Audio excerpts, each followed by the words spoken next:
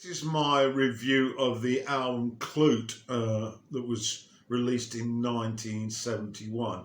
I watched this quite some way back and I've been avoiding the review based on the fact that it's quite a difficult movie to review. But I'm going to have a go. Let's go through with the facts first. It was directed by Alan J. Pakula, produced by him as well, written by Andy Lewis and Dave Lewis. Music was by Michael Small, and the cinematography was by the excellent Gordon Willis, who is a bit of a star in this movie, and I'll explain more in a minute. The cast. In the lead role is Jane Fonda as Bree Daniels. Co-star and lead role Donald Sutherland is John Klute. Charles Coffey plays Peter Cable.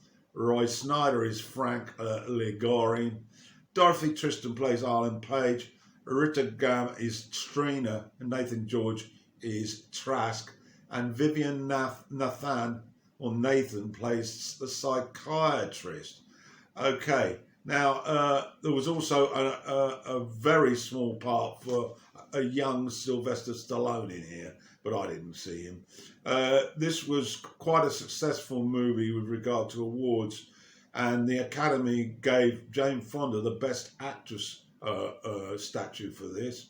It was also nominated for Original Screenplay at the BAFTAs, and she was also nominated, Jane Fonda, at that award ceremony, the BAFTAs. At the Golden Globes, she won the Best Actress award, and the screenplay was once again nominated. Okay, so a great cinematographer can make an average movie better. And that sums up to a great extent, Klute, the 1971 mystery starring Jane Fonda and Donald Sutherland. Nobody utilises the dark better than Gordon Willis, and he certainly adds an element of terror to a rather weak storyline that never provides that much excitement. However, in her Academy Award-winning performance, Fonda plays troubled New York City call girl Bree Daniel, who finds herself in the middle of an investigation by a small-time private eye, John Klute. Klute's businessman friend has been missing for months, and he thinks Bree is at the centre of it. And as the lanky detective investigates, he gets involved in a sordid web of murder, and with Bree, who uses sex as a way to assert herself over her array of insecurities, he gets a bit of a surprise. Reviewing this, I'm going to basically refer to notes because it was difficult to get a flow here. So Klute early on is seen discussing the disappearance of this businessman friend. Tom Gruneman is the name of the man. And we become aware that he corresponded with this young girl, Bree, who resides in New York City. And this sets up the plot. Klute then moves to find Bree in New York City, and the rest of the movie is about the stay there. We then see Bree with a punter, and she goes through in considerable detail the seduction technique that she operates. There's a lot of impact with regard to the dark lighting. It creates a very spooky atmosphere, very underworld-like and very insightful. There's quite a bit of focus on the relationship between Daniels and Klute. It develops very slowly. Firstly, Bree is very wary and suspicious of Klute, and then she starts to trust him a little, seeing Klute as a protection against the man who is shadowing her. And then it moves to the status of lover. Klute, meanwhile, is accepting and very passive in this stage.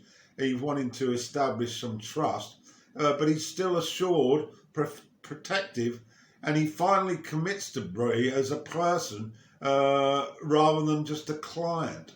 And he sees her very much as more than just a hooker. The script shows Bree's attempts to move away from prostitution, but she can only rely on her looks and falls short, particularly in an interview for a small acting part. Acting as a call girl isn't seen as acting in the traditional sense, although clearly it is, but she is trapped in her surroundings. We then see more clients. Many of them are middle-aged and very old, and Bree exhibits a softness and a loving tone to these men. But she also, with Klute, shares some frightening events with him, a few dodgy clients, bondage, for example, and sick telephone calls and stalkers. So we get quite an insight into this job.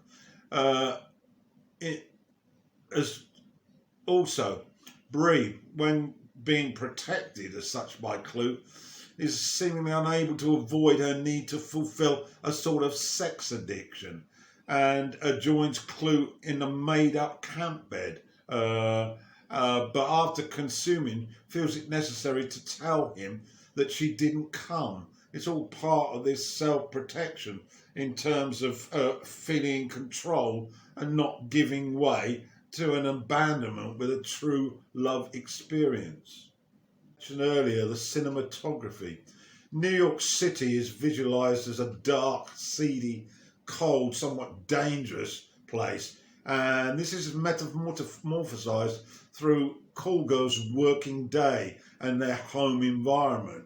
There's little to find attractive or to glamorise about Bree's routines.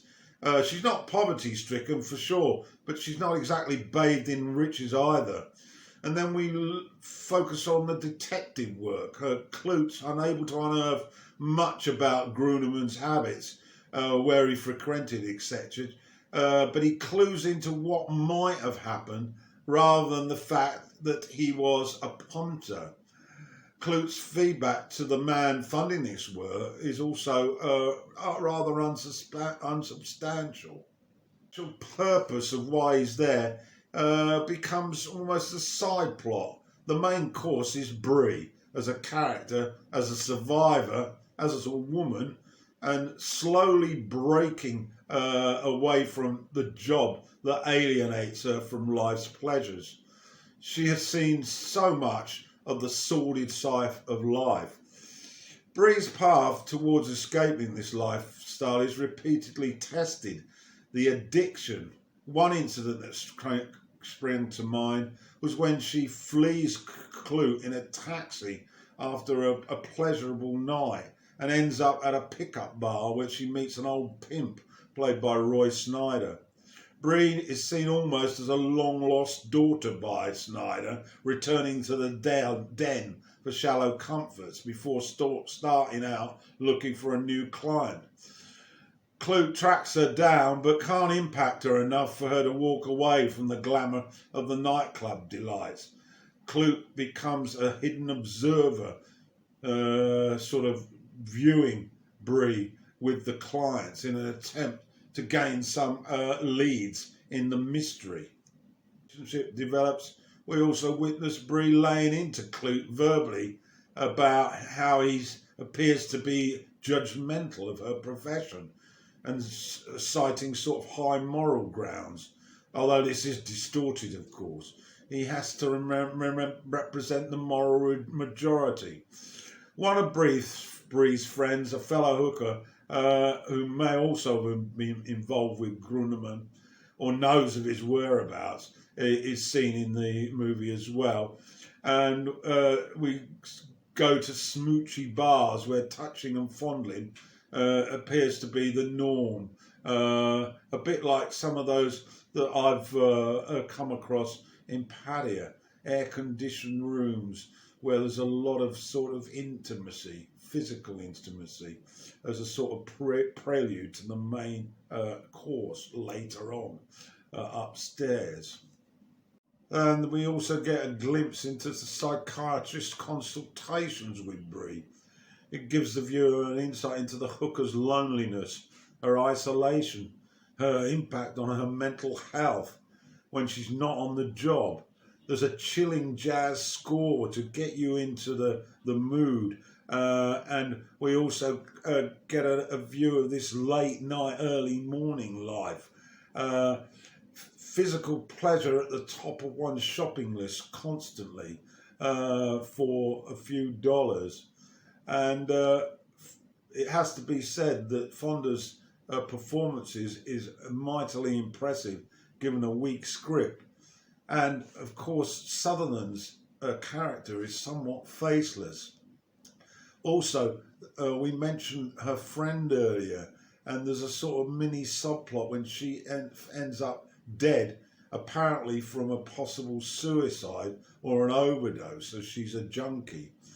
The final part, though, sees Brie emerge from her imprisonment in this life's pattern, and as she acknowledges change in her with Klute, it's refreshing.